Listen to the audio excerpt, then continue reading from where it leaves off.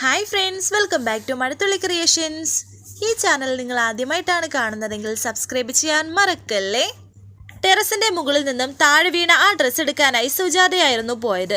സുജാതയ്ക്ക് ആ ഡ്രസ്സ് എടുത്തപ്പോൾ അന്ന് ജീവൻ നിത്യയുടെ ഒരു ഡ്രസ്സ് അവിടെ കുഴിച്ചിട്ടിരുന്നു. അതും ഇപ്പോൾ കിട്ടുകയാണ്. അത് ഏത് ഡ്രസ്സാണെന്ന് മനസ്സിലാവുകയും ചെയ്യുന്നു.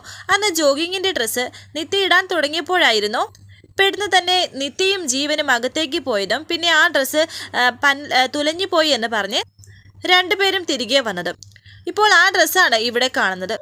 ഇപ്പോൾ ജീവന്റെ ഏകദേശ സ്വഭാവം സുജാതയ്ക്ക് മനസ്സിലാകുന്നുണ്ട്. മണ്ണ് ഇളക്കി നോക്കിയപ്പോൾ ആ പാൻറ്റും കിട്ടുകയാണ്. പെട്ടെന്ന് തന്നെ സുജാത ആ ഡ്രസ്സുമായി അകത്തേക്ക് ചെന്നു. അവിടെ ചെന്ന് ജീവനെ വിളിക്കുന്നു. എന്താടോ എന്ന് രഘു ചോദിക്കുന്നു. ദൈവം ചില നിമിത്തങ്ങൾ കാണിച്ചു തരും രഘു ഏട്ടാ.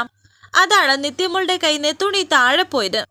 ഞാൻ ഈ വീട്ടിൽ കള്ളനെ കൈയോടെ പിടിക്കാൻ പോവുകയാണെന്ന് സുജാത പറയുമ്പോൾ എന്താടോ എന്നൊക്കെ രഘു പറയുന്നു. ജീവൻ അവിടേക്ക് വരുന്നു. ജ്യോതിയും അവിടേക്ക് വരുന്നുണ്ട്. ഇതെന്താണെന്ന് ചോദിക്കുകയാണ് സുജാത ജീവനോട്. ഈ ഡ്രസ്സ് ഏതാണെന്ന് ജ്യോതിക്ക് മനസ്സിലായോ എന്ന് സുജാത ജ്യോതിയോട് ചോദിച്ചപ്പോൾ ജ്യോതി പറയുന്നു, ഓവമ്മേ, എൻ്റെ ജോഗിങ് ഡ്രസ്സല്ലേ അന്ന് നമ്മൾ പാർക്കിൽ നടക്കാൻ പോയപ്പോൾ നിത്യേശയ്ക്ക് കൊടുത്തതല്ലേ ഇത്. ഈ ഡ്രസ്സ് നനഞ്ഞുകൊണ്ടാണ് വേറെ ചോദിച്ചത് എന്നാണ് അന്ന് മോൾ എന്നോട് പറഞ്ഞത് എന്നെ സുജാത നിത്യയോട് പറയുമ്പോൾ ശരവണന് കണ്ണ് കാണിക്കുകയാണ് ജീവൻ. ഇത് എനിക്ക് എവിടുന്നാ കിട്ടിയെന്ന് അറിയോ? നമ്മുടെ വീടിൻ്റെ പിന്നാമ്പുറത്തുനിന്ന് ആരോ മണ്ണ് മാന്തി കുഴിച്ചിട്ട അവസ്ഥയിലായിരുന്നു. ഇത് ആരാണ് ചെയ്തത് എന്ന് ജീവനോട് ചോദിക്കുകയാണ് സുജാത. ഇതാരാ ചെയ്തതെന്നാ ചോദിച്ചത് എന്ന് ദേഷ്യത്തോടെ ഒന്നുകൂടി സുജാത ചോദിക്കുന്നു. എനിക്കറിയില്ലമ്മേ, ഇതെങ്ങനെയാണ് സംഭവിച്ചതെന്ന് എനിക്കറിയില്ല. ചിലപ്പോൾ ഏതെങ്കിലും കള്ളന്മാര് ചെയ്തതായിരിക്കുമെന്ന് ജീവൻ. കള്ളന്മാര് മോഷ്ടിക്കുന്ന സാധനങ്ങൾ വീടിന്റെ പിന്നാമ്പുറത്ത് കുഴിച്ചിടുവോ എന്ന് സുജാത. വീട്ടിലുള്ള ഏതെങ്കിലും കള്ളന്മാരായിരിക്കുമേ എന്ന് നിത്യയും പറയുന്നു. എന്നിട്ട് നിത്യ ജീവനെ ഒന്ന് നോക്കുന്നുണ്ട്. ഓരോരുത്തരുടെ നാവിൽ നിന്നും ഓരോരുത്തരുടെ ലക്ഷണങ്ങളിൽ നിന്നും നിന്നെക്കുറിച്ച് ഒരുപാട് അമ്മ പഠിച്ചുകൊണ്ടിരിക്കുകയാണ്. ഞാൻ സ്വപ്നം കണ്ട എൻ്റെ മോനല്ല നീ വളർന്നു മോനെ, നീ വല്ലാണ്ടങ്ങ് വളർന്നു.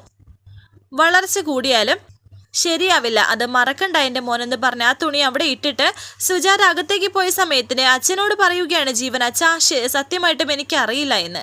ദേഷ്യത്തോടെ ജീവനെ രഘു ഒന്ന് നോക്കിയിട്ട് രഘുവും അകത്തേക്ക് പോകുന്നു. ജ്യോതിയും ശരണനും എല്ലാവരും പോയിരിക്കുന്നു.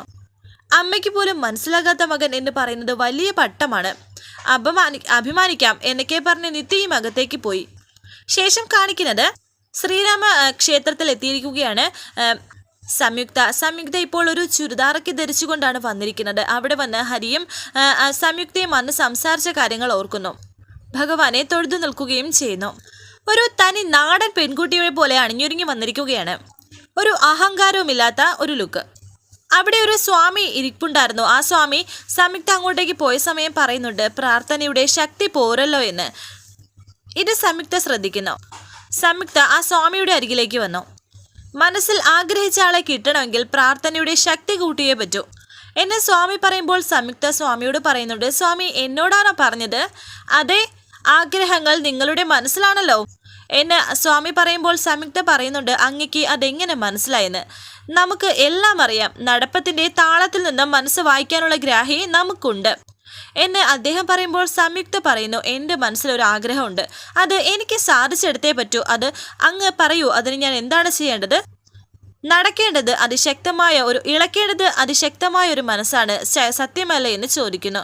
ഇവിടെ നിന്ന് കുറച്ചു ദൂരെ ലക്ഷ്യമല എന്നൊരു മലയുണ്ട്. അതിൻ്റെ ഉച്ചയിൽ യക്ഷിയമ്മ കാവലുണ്ട്.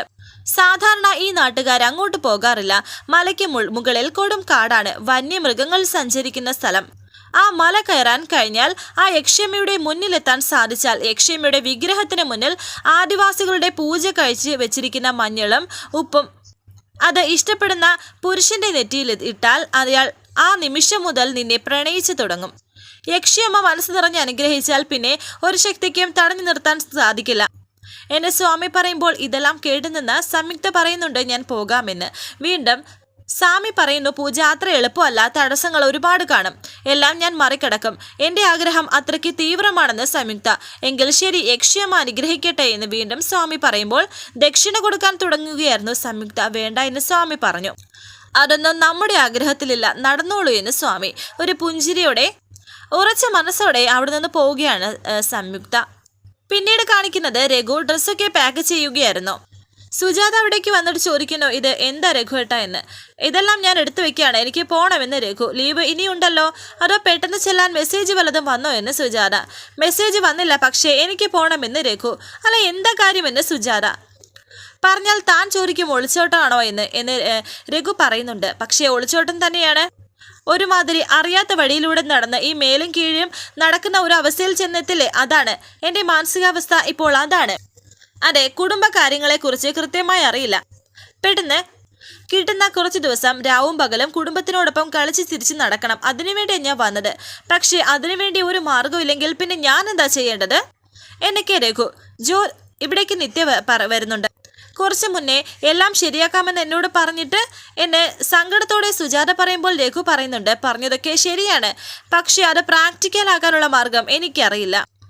വല്ലാണ്ട് മടുത്തു പോയടോ ശരിക്കും എന്നൊക്കെ രഘു വല്ലാത്തൊരവസ്ഥയിൽ പറയുകയാണ്, വല്ലാത്ത സങ്കടത്തോടെ. സുജാത രഘുവിനോട് പറയുന്നു, ശരി എങ്കിൽ രഘുവേട്ടൻ പൊയ്ക്കോളൂ, എനിക്ക് ഒളിച്ചോടാനും ചാകാനും ഒന്നും പറ്റില്ലല്ലോ. നിത്യ അവിടെ നിന്ന് വന്നത് രണ്ടുപേരും കണ്ടു. നിത്യ അവരുടെ അടുത്തേക്ക് വന്നു. മോളെ, അച്ഛൻ പോവുകയാണെന്ന് ഞാൻ പറഞ്ഞിട്ട് അച്ഛൻ കേൾക്കുന്നില്ല എന്ന് കണ്ണു നിറഞ്ഞ് പറയുകയാണ് സുജാത. ഈ അവസ്ഥയിൽ അച്ഛൻ അമ്മയെ തനിച്ചാക്കുമെന്ന് ഞാൻ കരുതിയില്ല. നിങ്ങളുടെ രണ്ടുപേരുടെയും ജീവിതത്തിൽ നിന്ന് ഞാൻ അങ്ങനെയാണ് മനസ്സിലാക്കിയിട്ടുള്ളത്. പലരും കൈവിട്ട് കളയുന്ന ജീവിതം നിങ്ങൾ രണ്ടുപേരും കൂടി രസകരമായി കഴിയുന്നത് ഞാൻ കണ്ടിട്ടുണ്ട് എനിക്ക് നിത്യ പറയുന്നു. ഇപ്പോൾ അവിടേക്ക് വരികയാണ് ജീവനും. അതിൽ രണ്ടുപേർക്കും ഒരു മിടുക്കുണ്ട്. എന്നിട്ടും എന്താണ് അച്ഛാ ഇപ്പോൾ ഇങ്ങനെ? അച്ഛൻ ശരിക്കും ഇപ്പോൾ പോകുന്നുണ്ടോ എന്ന് ചോദിച്ചപ്പോൾ ജീവൻ പറയുന്നു, അച്ഛൻ ഇപ്പോൾ എങ്ങും പോകുന്നില്ല. ഇവിടുത്തെ പ്രശ്നം ഞാനാണ്. നിങ്ങളെല്ലാവരും തർക്കിക്കാനുള്ള കാരണവും ഞാനാണ്. അച്ഛൻ പറയുന്ന കുറച്ച് ദിവസം മാത്രമേ അച്ഛൻ ഞങ്ങളുടെ ഒപ്പം നിന്നിട്ടുള്ളൂ. എൻ്റെ തെറ്റുകൊണ്ട് അച്ഛൻ ഒരു തീരുമാനം എടുക്കണ്ട. അച്ഛൻ പോകുന്നില്ല എന്ന് തീരുമാനിക്കാൻ ഞാൻ എന്താണ് ചെയ്യേണ്ടത്? ഞാൻ ഏതെങ്കിലും മുറിയിൽ എന്നെ തന്നെ അടച്ചിടട്ടെ, ഞാൻ പുറത്തിറങ്ങാതെ ഇരിക്കാം, ഞാൻ ഒറ്റ മനുഷ്യനെയും കാണാതിരിക്കാം. അച്ഛന് വേണ്ടി ഞാൻ എന്ത് വേണമെങ്കിലും ചെയ്യാം അച്ഛാ എന്നൊക്കെ ജീവൻ പറയുന്നു. ഇതൊരു വെറും വാക്കല്ല, എന്നെ വിശ്വസിക്കാമെങ്കിൽ വിശ്വസിക്കേ എന്നൊക്കെ ജീവൻ പറയുന്നുണ്ട്. ഇപ്പോൾ ജീവൻ ഇങ്ങനെ പറയുന്നത് എല്ലാവരും വിശ്വസിക്കണോ വേണ്ടേ എന്നൊരവസ്ഥയിലാണ്. ഇത്രയും പറഞ്ഞ് ജീവൻ പോകുന്നു. സുജാത രഘുവിനോട് പറയുന്നു, അവൻ്റെ വാക്ക് വിശ്വസിച്ചാണ് രഘുവായിട്ട് നിൽക്കാൻ പോന്നെ? അവൻ്റെ വാക്കല്ല. തൻ്റെ സങ്കടത്തിന് ഇവിടെയുള്ളവർ മതിക്കുന്ന ഒരു രീതിയുണ്ട്. അതിന് മുന്നിൽ ഞാൻ തോറ്റുകൊടുത്തില്ലെങ്കിൽ പിന്നെ ഞാനൊരു മനുഷ്യനാണോ എന്ന് രഘു പറയുമ്പോൾ സുജാത പറയുന്നു, രഘുവേട്ടൻ തീരുമാനം മാറ്റണ്ട.